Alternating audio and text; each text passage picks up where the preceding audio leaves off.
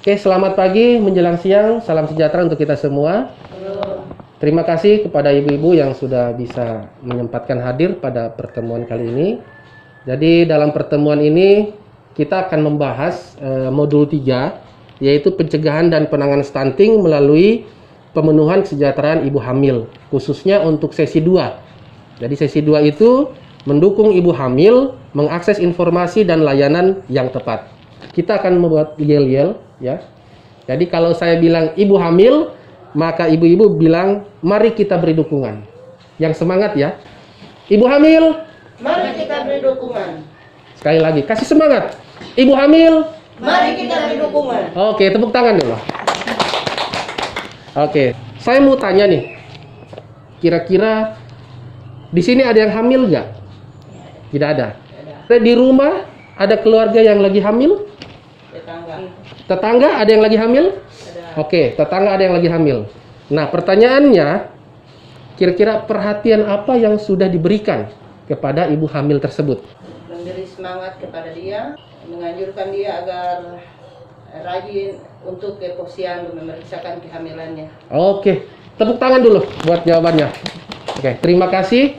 Saya mau bagi kelompok nih. Ini kelompok 1, ini kelompok 2. Nah, untuk kelompok 1, nanti diskusikan apa yang dilakukan ketika ada anggota keluarga yang hamil. Kemudian untuk kelompok 2, diskusikan apa yang dilakukan ketika ada ibu hamil di masyarakat. Oke, silakan diskusikan. Waktunya 1 menit ya.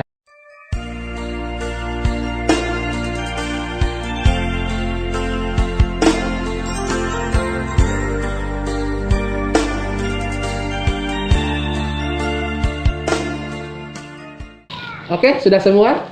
Nah, sekarang coba saya mau dengar hasil diskusi dari kelompok 1 dulu. Apa yang dilakukan ketika ada anggota keluarga yang hamil?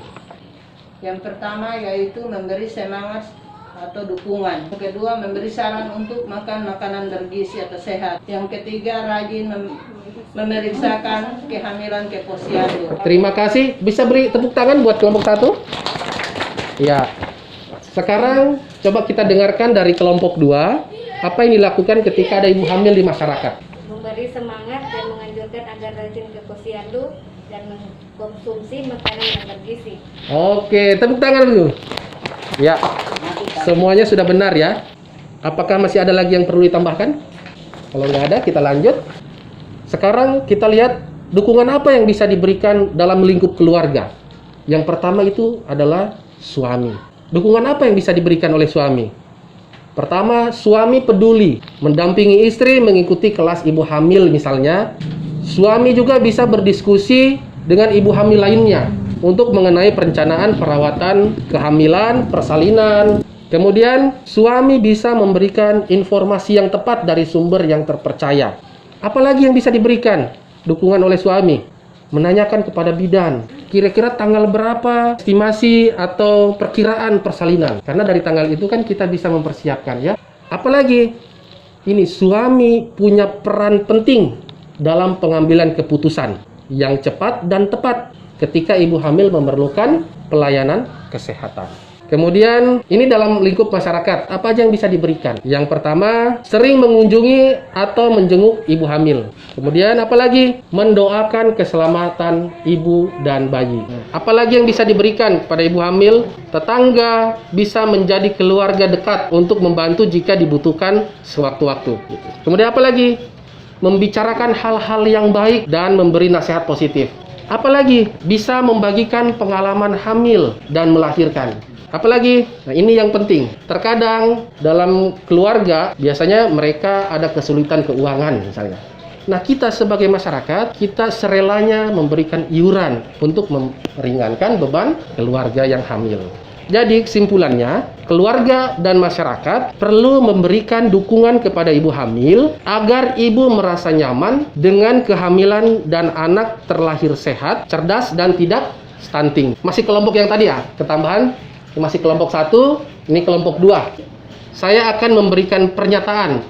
Nanti ibu-ibu jawab pernyataan ini benar atau salah, fakta atau mitos. Ya, oke, kita mulai ya. Iya. Pernyataan pertama nih.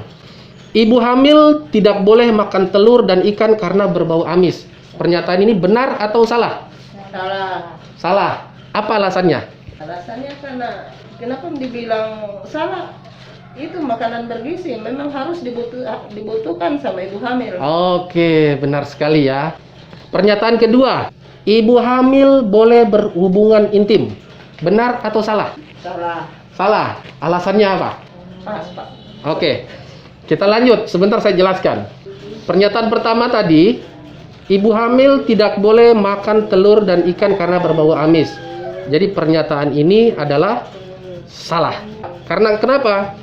Ya, ibu hamil itu disarankan konsumsi makanan yang mengandung protein seperti apa?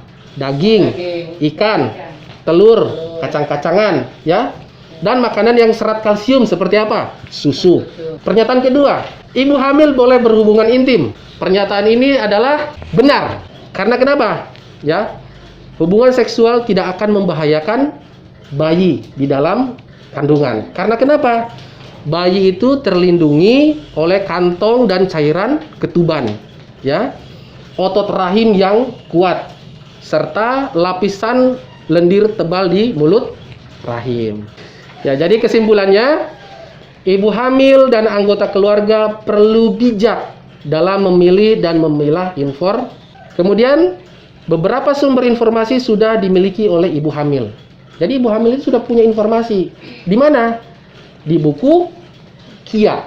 Kemudian, untuk memastikan informasi tepat atau tidak, dapat bertanya pada saat mengikuti posyandu dan kelas ibu hamil. Makanya ibu hamil itu diwajibkan periksakan kehamilannya secara rutin di posyandu. Apa saja pertemuan dan sumber informasi yang terpercaya terkait kehamilan? Yang pertama adalah kelas ibu hamil. Kelas ibu hamil itu apa? Kelompok belajar bagi para calon ibu tentang kesehatan bagi ibu hamil secara keseluruhan. Tadi kelas ibu hamil, ini posyandu. Posyandu itu apa? Pos pelayanan terpadu. Merupakan salah satu bentuk kegiatan yang dilaksanakan oleh, dari, dan bersama masyarakat. Untuk apa?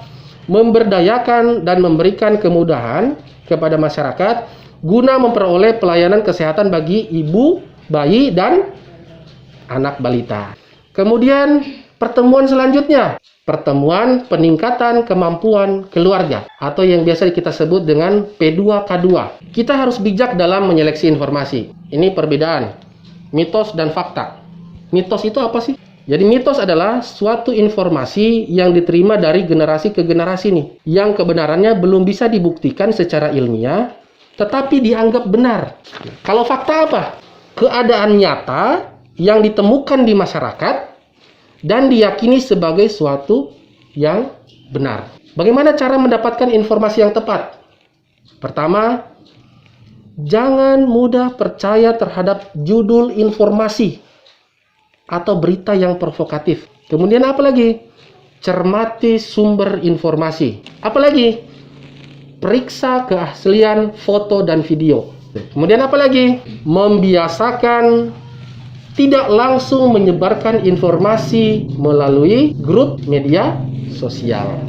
Ibu-ibu harus tetap mendukung, memberikan motivasi lingkup keluarga maupun lingkup masyarakat agar dalam menghadapi persalinan, ibu hamil bisa kuat, anak yang dilahirkan juga sehat. Ya. Oke, mungkin sekian materi dari saya pertemuan kali ini. Untuk selanjutnya nanti kita belajar materi berikutnya. Lebih dan kurangnya saya mohon maaf. Jadi saya akhiri, selamat siang dan shalom.